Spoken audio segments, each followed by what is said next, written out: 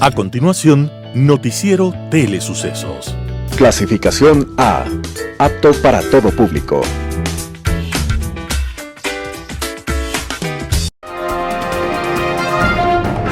En sucesos, un día como hoy. Cuenta una muy antigua y extravagante leyenda francesa que una mujer, después de un embarazo de 11 meses, dio a luz a su hijo por una oreja.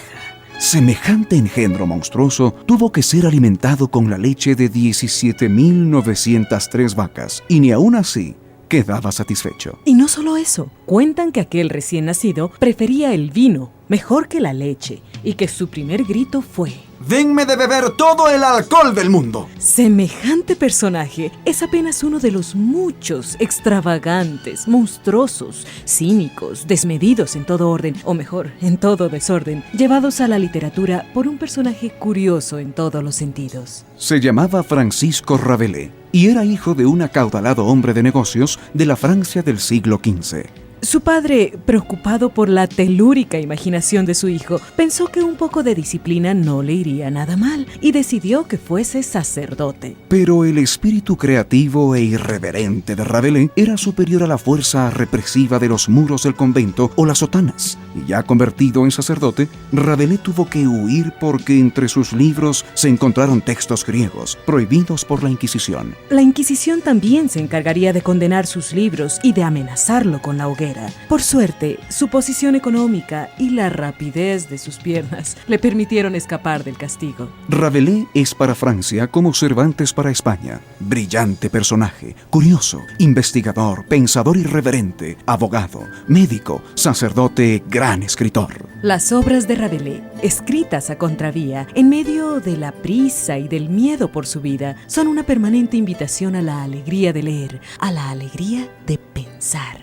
Un día como hoy, 9 de abril de 1553, Rabelais estaba viajando para nunca jamás regresar. Pero por suerte, su pluma brillante, su mente sin ataduras, ha quedado entre nosotros. En sucesos, un día como hoy.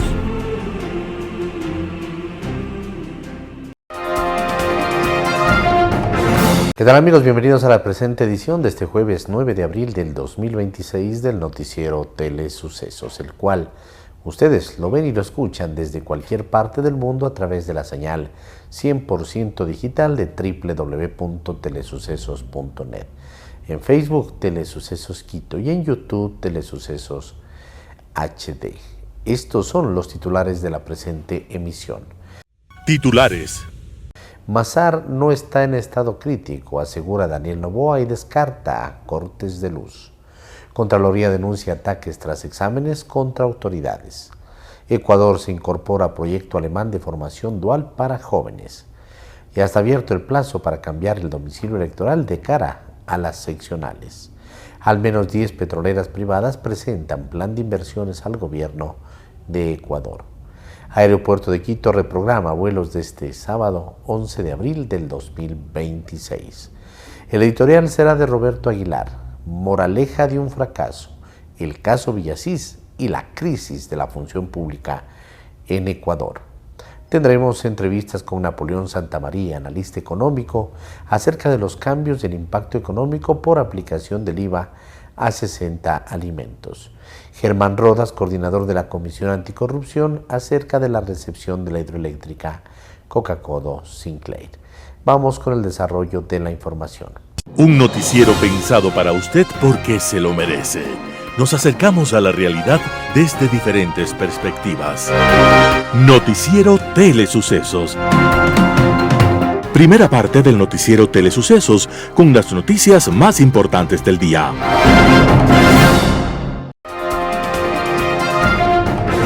Mazar no está en estado crítico, asegura Daniel Noboa y descarta cortes de luz.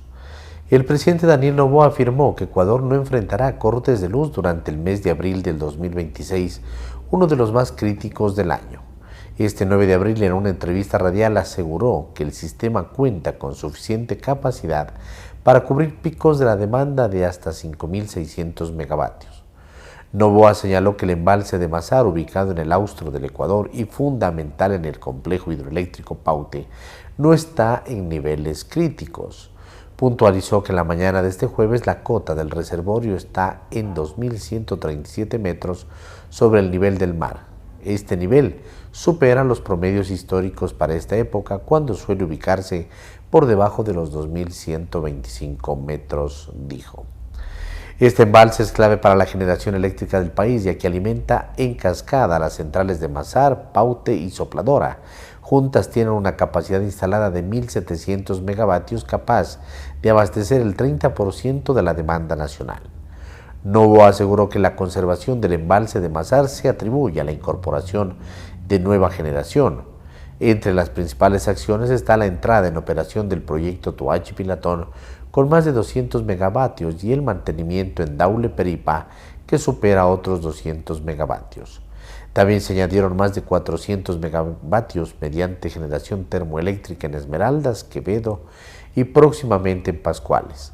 A esto se suma la producción eólica, que ya supera los 60 megavatios de forma sostenida. Según Noboa, estas medidas han reducido la presión sobre el embalse Mazar y permiten enfrentar el actual periodo de escasez de lluvias hasta su recuperación prevista hacia finales de abril. Contraloría denuncia ataques tras exámenes contra autoridades. La Contraloría General del Estado informó la noche de este 8 de abril del 2026 que su máximo representante, Mauricio Torres, y su familia han recibido ataques mediáticos tras la difusión de diferentes informes de control que ha ejecutado la institución a varias autoridades. Según la institución, estos ataques generan desinformación y cuyas agresiones ya fueron denunciadas ante las autoridades. El organismo atribuye los ataques a personas inescrupulosas, quienes habrían planificado estrategias orientadas a desacreditar a la institución. Sin embargo, no mencionó nombres de los sospechosos ni detalles de las supuestas agresiones recibidas. La denuncia pública en la Contraloría se conoce al día siguiente en que el organismo informó que desarrolla 59 acciones de control a las autoridades municipales y provinciales del país. Los exámenes han sido vistos por la opinión pública como un ataque a la Corte, una de las instituciones que ha frenado distintas leyes del Ejecutivo. Ecuador se incorpora al proyecto alemán de formación dual para jóvenes. Ecuador se incorporó al proyecto APAL, Asociaciones de Formación en América Latina, una iniciativa impulsada por Alemania que busca promover la formación profesional dual para jóvenes ecuatorianos, combinando estudio y trabajo remunerado en ese país. Según informó el Ministerio de Relaciones Exteriores y Movilidad Humana, este avance se enmarca en las relaciones bilaterales entre Ecuador y la República Federal de Alemania y forma parte de una estrategia de cooperación orientada a fortalecer la movilidad laboral y la capacitación técnica de ciudadanos ecuatorianos. El proyecto APAL, desarrollado por la Agencia Federal de Empleo de Alemania, permite que los participantes estudien y trabajen simultáneamente en territorio alemán bajo el modelo de formación dual, recibiendo además una remuneración durante ese proceso. De acuerdo con la Cancillería, el programa está dirigido a egresados de secundaria que ya cuenten con buenos conocimientos de alemán. Entre los beneficios que ofrece se incluyen la gestión de la colocación en programas de formación profesional, cursos complementarios gratuitos del idioma, acompañamiento en trámites de visado y homologación de documentos, así como apoyo durante la etapa de preintegración.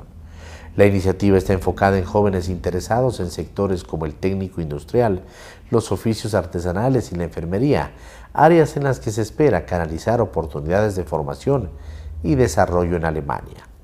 Con esta incorporación, el gobierno ecuatoriano busca ampliar las oportunidades de desarrollo para jóvenes del país y reforzar una migración laboral segura, ordenada y regular, apoyada en alianzas estratégicas internacionales y en mecanismos de cooperación bilateral. Ya está abierto el plazo para cambiar el domicilio electoral de cara a las seccionales. El Consejo Nacional Electoral, CNE, aprobó que las elecciones seccionales en el Ecuador para elegir alcaldes y prefectos se realicen el 29 de noviembre del 2026. Con estos cambios también se habilitó la posibilidad de modificar el domicilio electoral de cara a las votaciones. El cambio de domicilio electoral es necesario para quienes desean votar en un recinto distinto al registrado actualmente. En las nuevas elecciones se elegirán prefectos, alcalde, concejales, entre otras dignidades locales. El CNE recordó que la campaña de actualización de domicilio se ejecutará entre el 8 de abril y el 17 de abril del 2016. Estos son los requisitos que debe cumplir si necesita realizar el cambio de domicilio electoral, ya sea de forma presencial o virtual. Cédula de identidad, pasaporte válido, planilla de un servicio básico y no tener una multa electoral. El trámite puede hacerse de manera virtual ingresando a la página del CNE o de manera presencial en las 24 delegaciones provinciales del CNE o en las oficinas consulares del Ecuador. Al menos 10 petroleras privadas presentan plan de inversiones al gobierno de Ecuador. En medio de una caída sostenida de la producción petrolera en Ecuador, unas 10 empresas privadas presentaron sus planes de inversión para el 2026 con el objetivo de fortalecer la extracción de crudo y reactivar el sector hidrocarburífero en el país. La presentación de estos planes fue en un evento realizado en Quito llamado Scout Meeting, Acciones Estratégicas en la Industria de Hidrocarburos, que reunió a empresas clave que operan en la Amazonía ecuatoriana como Petrobel o ENAP Ecuador y a las autoridades del sector petrolero del país. La cita ocurre en momentos complicados para la estatal petrolera Petroecuador, que ha enfrentado una reducción en sus niveles de producción, el cierre de sus oleoductos por factores externos y la falta de nuevas inversiones sostenidas. Según el viceministro encargado de hidrocarburos, Eduardo Racines, este espacio con las petroleras fue esencial para conocer no solo su planificación estratégica, sino también para que ésta se alinee con las políticas del gobierno en Petroecuador. Además de estos eventos con las petroleras privadas interesadas en aumentar la producción en Ecuador, la estatal Petroecuador anunció en marzo del 2026 que cambiará su estrategia y buscará vender hasta el 40% del crudo con contratos a largo plazo. El cambio sucede tras la fuerte caída del precio del crudo napo en el mercado spot o de ventas inmediatas. Aeropuerto de Quito reprograma vuelos de este sábado 11 de abril del 2026. La corporación Quiport anunció el cierre temporal de la pista del Aeropuerto Internacional Mariscal Sucre de Quito para el sábado 11 de abril del 2025. La medida responde a trabajos de mantenimiento preventivos previstos dentro del cronograma anual. Durante esta jornada, las operaciones aéreas se suspenderán desde las 2 de la mañana hasta las 2 de la tarde. Sin embargo, la terminal de pasajeros seguirá funcionando con normalidad. Las aerolíneas ya ajustaron sus itinerarios y notificaron a los usuarios sobre los cambios en sus vuelos. Quiport informó que las aerolíneas gestionaron directamente la reprogramación de los vuelos afectados por el cierre. Cada compañía comunicó los cambios a sus pasajeros con antelación, y aún así, la entidad recomienda a los viajeros verificar el estado actual de sus vuelos con la aerolínea antes de trasladarse al aeropuerto. La empresa explicó que estos trabajos resultan esenciales para mantener la seguridad y eficiencia de las operaciones aéreas. Con este mantenimiento preventivo, buscan evitar cierres imprevistos por reparaciones correctivas. Dispares elecciones. El domingo 12 del presente mes concurren a las urnas 9 millones de húngaros para elegir un nuevo parlamento, mientras el triple de ese número, 27 millones, lo harán en el Perú para elegir el Congreso y al presidente de la República en la primera vuelta electoral.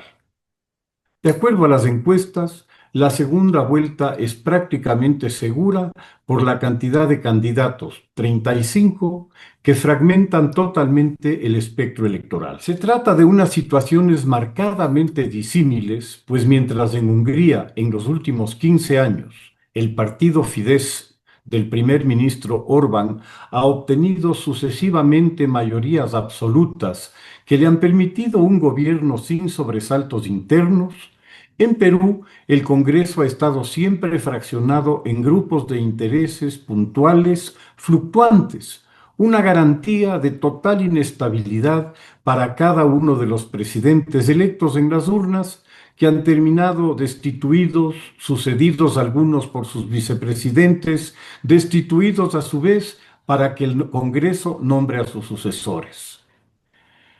Los 8 presidentes que han ejercido su cargo en los últimos 10 años demuestran hasta dónde se ha llegado en inestabilidad política institucional. Mientras en Hungría parecería que serán 2 partidos los que concentren la casi totalidad del voto, en Perú cabe esperar lo contrario, un Congreso fraccionado nuevamente entre facciones que son conscientes de su poder al volverse indispensables para el gobierno para asegurar un mínimo de gobernabilidad en el mejor escenario o su permanencia en el más común. Vale destacar, eso sí, que en Hungría los 2 partidos que se disputan la mayoría del Parlamento son uno conservador que busca acercarse a la Unión Europea y a sus políticas, y otro, Fidesz, el partido de Orbán, ultraconservador y ultranacionalista, cercano a Putin y a Trump y contrario a la Unión Europea. Y allá que en el Perú sucede algo similar, ubicándose los 3 primeros puestos de las preferencias electorales para la primera vuelta presidencial, con la señora Keiko Fujimori, hija del expresidente Alberto Fujimori, en su 4º intento por ser electa, el comediante Carlos Álvarez y el exalcalde de Lima, Rafael López, que van de un ultraconservadurismo extremo del tercero a las tendencias liberales populistas de los 2 primeros. Estos sí, sumados los 3, no llegan al 30% del electorado. El otro 50% se reparte entre 32 candidatos, dejando un 20% de voto nulo o blanco, el mayoritario del país. El eje del mensaje electoral gira en torno a una creciente preocupación y rechazo social a la delincuencia y la violencia, al punto de oírse exigencias por la aplicación de mano dura al estilo de El Salvador. La violencia ideológica que enfrentó y derrotó Fujimori en los años 90 del pasado siglo, encarnada en el maoísta Sendero Luminoso y el guevarista Tupac Amaru, ha mutado, como en Colombia, a un giro de negocio pragmático inscrito dentro del proyecto de la delincuencia internacional y local, organizadas en sus líneas de negocio especializado: narcotráfico de exportación, microtráfico para el mercado interno, junto a modalidades tradicionales como la extorsión, el secuestro exprés o el sicariato. Más allá de los resultados, la fragmentación del Congreso, inevitable ante semejante ola de partidos y movimientos contendientes, ya augura pactos y alianzas de toda naturaleza y muy posiblemente, si nos atenemos a los antecedentes recientes, la inestabilidad se mantendrá con la particularidad de que a la población en general no parecería preocuparle mucho tal perspectiva. Mientras en el resto de la región el componente político es uno de los protagonistas esenciales en la vida de la gente, pues sus actuaciones repercuten, por lo general negativamente en la sociedad y en la ciudadanía, en Perú, por una fórmula jurídica constitucional aprobada hace casi 30 años en el gobierno del ingeniero Fujimori, todo el manejo económico del país quedó excluido de las funciones del Congreso, respondiendo por tal esfera especialistas financieros desde un banco central autónomo blindado contra influencias y manipulaciones políticas. Como resultado, el gerente del Banco Central, pese a las frecuentes vacancias presidenciales, ha podido dirigir desde su cargo, ejercido por 20 años desde 2006, sin interferencias, una política económica técnica y profesional que ha garantizado una estabilidad ejemplar para el Perú, condición que le ha dado acceso a la inversión extranjera y nacional, alcanzando un volumen cercano a los 70.000 millones de dólares en la última década, apoyada en una seguridad jurídica sólida que garantiza ante cortes internacionales de arbitraje que las controversias jurídicas que puedan surgir entre las partes se solucionen en derecho y no en sistemas judiciales politizados o hasta corruptos. En buena medida, se puede decir que Perú logró establecer un sistema que lo obliga a ser serio, a pesar de sus políticos, a los que envía a un jardín de infantes para que allí jueguen sin hacer mayor daño, más allá de encerrar a algunos de los suyos cada vez que se les ocurre.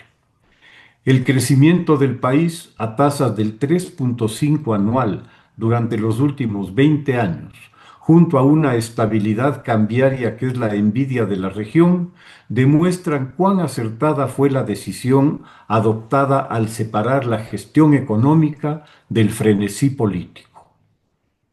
Es distinto el caso de Hungría, donde parece posible por primera vez en 15 años que sea derrotado el premier Viktor Orbán, quien con su mensaje populista nacionalista ha tenido bajo su control al país prácticamente sin limitaciones.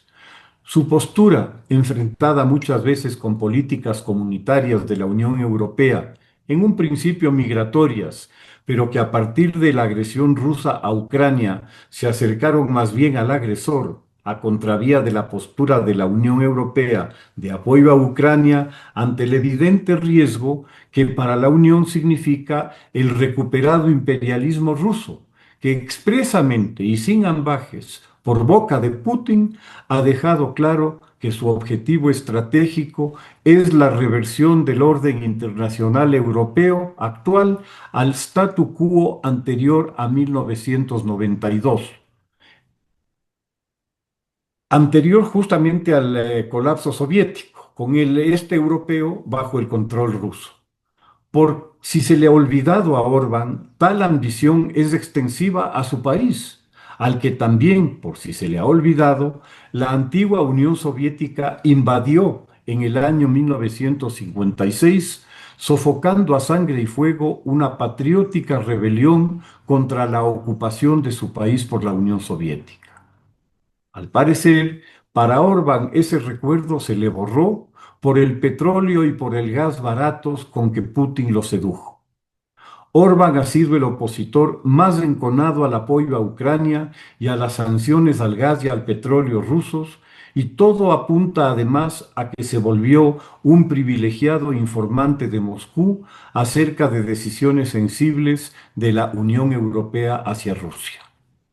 Inevitablemente, la relación con la Unión Europea ha sufrido, ante los vetos húngaros, a cualquier decisión de apoyo a Ucrania, alejando cada vez más a Hungría de sus socios comunitarios. Para la población, que sabe cuán dependiente es la economía húngara de la Unión Europea, este alejamiento es inaceptable, lo que debilita a Orbán para pesar de sus firmes aliados Putin y Trump. Este último incluso ha enviado a Vance como salvavidas in extremis a su amigo, una visita que en las actuales circunstancias podría resultar contraproducente. Según las encuestas, parecería que la mejor opción está en la oposición, con el partido Tiza a la cabeza. Amanecerá y veremos. Es lo más que se puede comentar. Muchas gracias. En Radio Sucesos estuvo Napoleón Santamaría, analista económico. Habla de los cambios y del impacto económico por la aplicación del IVA a 60 alimentos. Escuchemos lo que opina. Porque deja de ponerte rápido y que los amigos que nos escuchan rápido un abreboca general de la situación fiscal del país.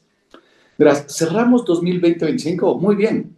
¿Sabes por qué? Porque no hubo reforma tributaria. Porque las empresas cerraron estados financieros, hicieron presupuestos, proyectaron el 2026 sin reforma. Y todos los que queremos a nuestro país y queremos que nos vayan, dijimos, qué bien el gobierno ha acertado a los tiempos que no mueve el avispero con reformas tributarias que se publicaban en el registro oficial del 29, 30 o 31 de diciembre. ¡Qué buena cosa! Pero pasamos al 2026 y ha habido 3 cambios que hay que leerles en conjunto porque nos dan una lectura peligrosa. ¿Cuáles son los 3 cambios? Primero, Verónica, subieron los porcentajes de retención. ¿Qué es que suban los porcentajes de retención? Es cuando un país encuentra que el pago de impuesto a la renta, algo que se llama presión fiscal integral, pero hablemoslo en sencillo, el pago de impuesto a la renta de personas naturales y de compañías es bajo. ¿Y cómo está bajo? Lo voy a subir vía retención en la fuente en cada operación. Esto es lo que los gringos llaman un increase del withholding tax permanente, un sistema que propiamente del tributarismo. Segundo, el tema que tú ya topas, IVA en alimentos y todo esto que ya lo vamos a hablar. Que estos sí graban, estos no. Verás si le está con nata, sí, sin nata, no, si está con azúcar y con chispas. Este diálogo, algo imperfecto, ya lo comento. Y tres, el quitarle valor de poder liberatorio a las notas de crédito que emite el propio SRI. Una tercera resolución dice, las notas de crédito del SRI no valen el 100%, solo valen el 60%. Como que yo te dijera, tu billete de $20 ya no vale $20, solo vale $12 y los $8 valen para después. Algo así para hablarle sencillo.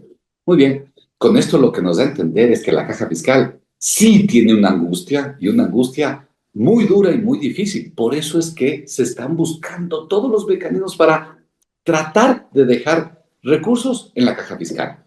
Entonces uno dice, la caja fiscal debe estar muy mal. Voy a ver la caja fiscal y te doy el dato exacto para no fallar. Es que hasta febrero, porque en marzo todavía no tenemos datos, pero hasta febrero tenemos 3.099 millones de recaudación este año. Y el año anterior, 2.700 millones. En buen romance subimos 343 millones, que significan el 13% de mayor recaudación. En resumen, si tenemos mejor recaudación, en buena hora por el país. Si tenemos mayor recaudación, ¿por qué tenemos que estresar a las relaciones comerciales con estas normas que atoran a la economía, que ponen problemas y que dificultan las relaciones económicas? La respuesta parece que ser que a pesar de que ha subido la caja fiscal, ya no hay, y esto es lo más importante, ya no hay otros ingresos para el país, ya no hay recursos petroleros, los mineros son todavía escasos, y si este país no cobra impuestos, mi querida Verónica, nada más lo puede sostener como nación, como Estado.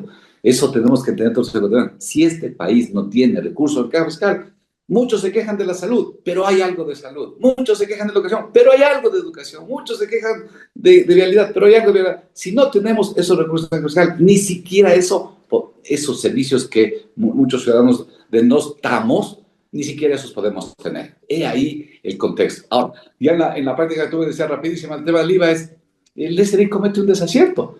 Ponerse a tratar de discriminar, así lo resumo, discriminar lo que la ley no discrimina. Si la ley no discrimina, no puede ni el SRI, ni el presidente de la República, ni un pontífice, nadie puede discriminar. Esto, querida Verónica y amigos, es el principio que nos falta a los ecuatorianos.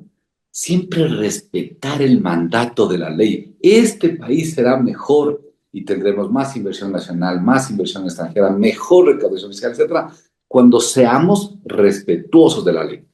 La ley dice que están sujetos a tarifa cero, por ejemplo, las leches en estado natural, punto. Todas las leches en estado natural. ¿Puede alguien decir, no, solo es en estado natural las que son pasteurizadas, las que no son pasteurizadas, las que son deslactosadas, las descremadas? Respuesta, no, nadie, ni el SRI, ni el presidente, ni nadie puede interpretar, aclarar. Algunos he escuchado que dicen, es que el SRI está aclarando. El SRI no, que no aclare nada porque no tiene ninguna facultad para aclarar. En Impacto Informativo estuvo Germán Rodas, coordinador de la Comisión Anticorrupción. Habla de la recepción de la hidroeléctrica Coca-Cola Sinclair. Vamos con la nota. Realmente la noticia es absolutamente grave, porque como usted bien lo señala, existen una serie de elementos y de causas estructurales que deberían hacernos pensar al país y a las autoridades correspondientes que la entrega de la obra no es posible. Se hablan de alrededor de 17.000 fisuras. Se habla de una construcción que, como ha estado de alguna manera a la deriva, ha perdido algunas condiciones operativas. De tal manera que estamos en una etapa en que seguimos recogiendo aquello que los proveedores nos entregan sin importarnos si aquello es chatarra o no. La noticia es más que preocupante, es sobre todo la constatación de un manejo inadecuado por parte de las autoridades correspondientes del Ministerio de Energía, que no tienen voluntad política para enfrentar a la empresa a la empresa china y exigirle cumplimiento de obligaciones, por lo menos las elementales, pero sobre todo la reparación de una obra que ciertamente la vamos a lamentar debido a su quizás inutilidad en el mediano plazo. Ahora, ¿dónde queda la autoridad de la Contraloría en este caso en específico? La Contraloría ha señalado que las grietas constituían un riesgo serio, que de seguir apareciendo podrían provocar una inundación en la casa de máquinas, inutilizar la central y poner en riesgo a unos 70 trabajadores. No es menor cosa, estamos hablando de vidas humanas y de una infraestructura que por lo menos para la coyuntura sí sirve, porque de lo contrario estaríamos en tinieblas. Ese es el problema, que estamos actuando en función de coyunturas, es decir, no importa el riesgo en el que se ponga un núcleo de personas, en la medida en que nos entregan seguramente una producción energética importante o medianamente importante, no importa. Entonces el riesgo a los que se pueden someter a los trabajadores, pero es que las cosas terminan siendo improvisación sobre improvisación. Tampoco nos ha importado los negocios de Progen y Austral y entonces tampoco hemos logrado obtener los megavatios indispensables y hemos perdido dinero en la chatarra. Es decir, estamos en un momento en el que comenzamos a cosechar errores, negligencias y sobre todo, dejar de atender la opinión de otras instituciones como la que usted señala, Edgar. La Contraloría ha emitido una opinión, al menos hay esta opinión que debería ser respetada y que tuvo que haberse ponderado oportunamente para no entrar en este cuello de botella que es muy grave, es decir, la posibilidad de una hecatombe que, que siendo suficiente la pérdida de una vida humana, de una, no de 70 o más, nos conmueve porque la situación es de alto riesgo. Ahora, obviamente, y no en tono de justificación, pero es importante entender que esto viene desde hace algunos años.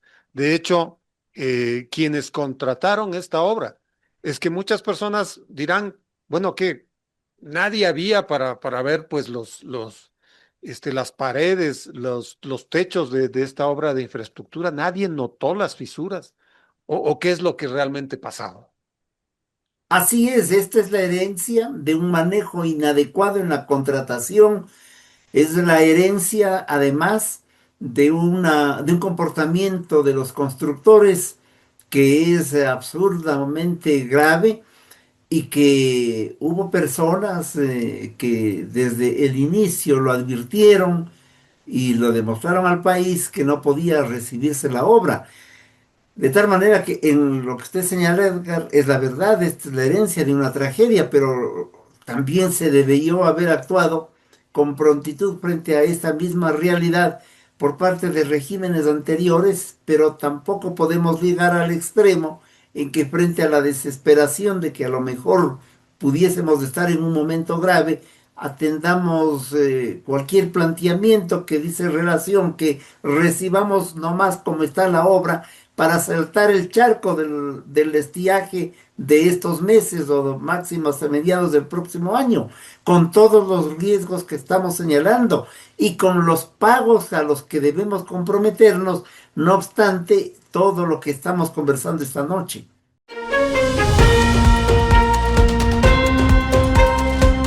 Moraleja de un fracaso, el caso Villasís y la crisis de la función pública en Ecuador.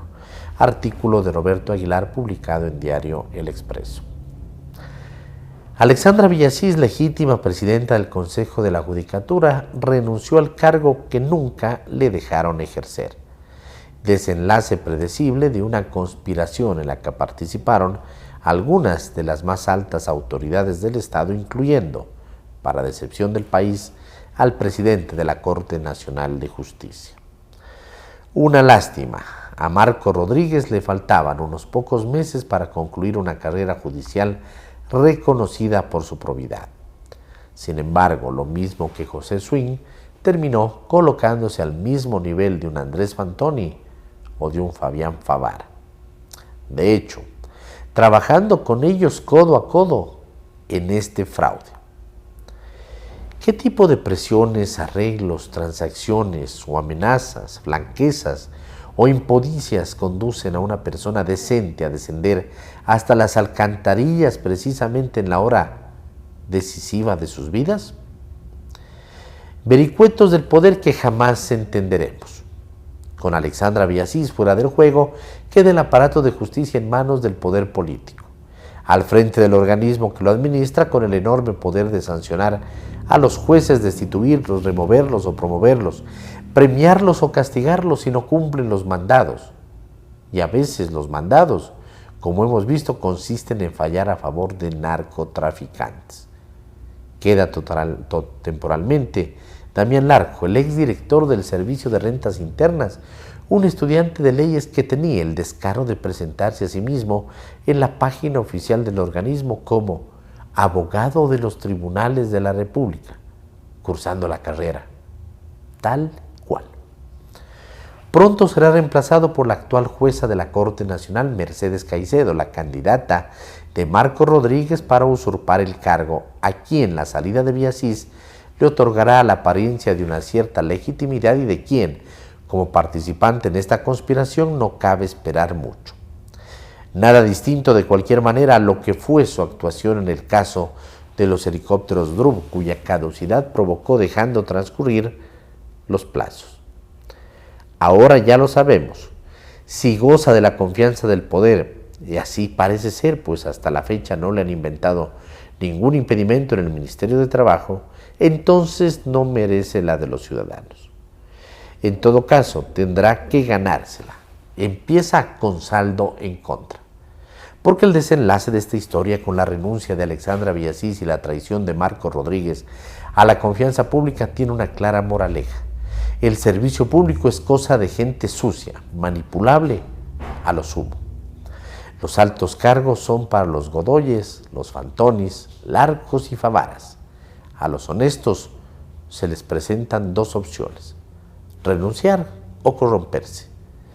Basta echar una mirada a la lista de postulantes en el amañado, tramposo, obsceno concurso para elegir al nuevo fiscal general del Estado que lleva adelante el nuevo millonario que preside el Consejo de Participación y Control Social.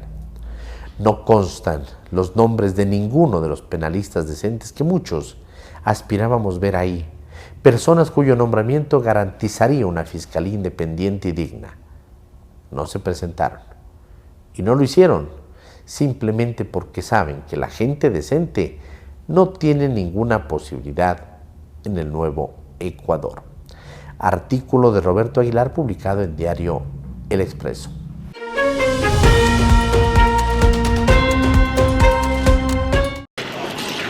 La policía brasileña ha incautado este miércoles una cantidad récord de hasta 48 toneladas de marihuana en una favela de Río de Janeiro, descubiertas por un perro rastreador durante una operación contra bandas criminales.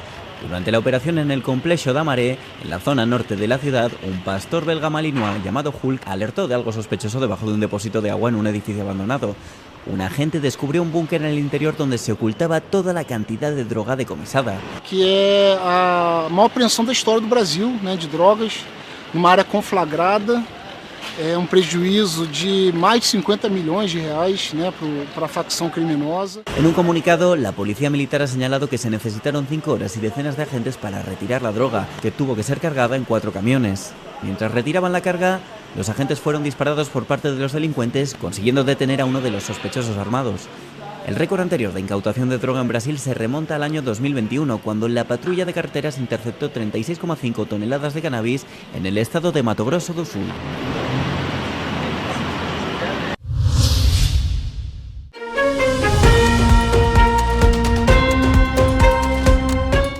Los índices bursátiles han vuelto a caer en los mercados de Asia Oriental tras su apertura este miércoles debido a la incertidumbre en torno al alto el fuego iraní. Tras subir un 7% el miércoles en respuesta al anuncio de la presunta tregua, el índice Kospi de Corea del Sur ha caído levemente hoy un 0,86%. Entre las principales acciones, su multinacional más insigne, Samsung, cayó casi un 2,5%. Los precios de las acciones de las empresas constructoras se debilitaron en general, mientras que los de los fabricantes de baterías se fortalecieron. A pesar de las ganancias en Wall Street y en Europa, el índice bursátil japonés, el Nikkei, también cayó casi un 0,5%. Los precios de las acciones taiwanesas se desplomaron una media del 10% después de que Estados Unidos impusiese un nuevo arancel del 32% a los productos taiwaneses. Se trata de la mayor caída en un solo día jamás registrada en el país, retrocediendo hasta el nivel que tenía hace un año. El Fondo Nacional de Estabilización de Taiwán anunció que podría intervenir en el mercado si fuera necesario para restablecer la confianza de los inversores. El viernes, el gobierno anunció un paquete de ayudas de 88.000 millones de dólares para las empresas afectadas por los aranceles y el presidente de Taiwán declaró que tiene la intención de aumentar las importaciones e inversiones en Estados Unidos.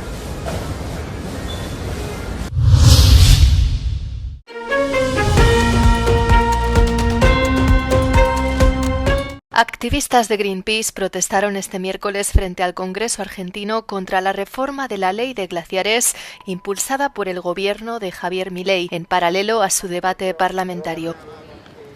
Las protestas incluyeron una acción en las escalinatas del Congreso, donde varios activistas fueron detenidos tras la intervención de la Policía Federal. La organización dice que se trató de una acción directa y pacífica para alertar sobre el impacto de la reforma en la protección del agua. El gobierno defiende la reforma como parte de su estrategia económica, mientras organizaciones ecologistas advierten de un posible retroceso ambiental.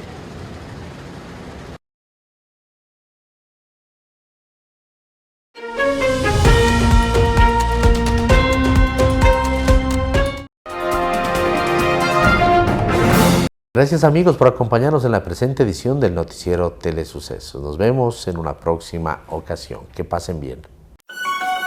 El noticiero Telesucesos es retransmitido de lunes a viernes a las 7 horas por Radio Planeta Sur 106.1 FM de la ciudad de Loja. Noticiero Telesucesos. Las opiniones vertidas en este espacio por la producción y dirección del programa son de exclusiva responsabilidad de sus autores y de quienes intervienen en ellos.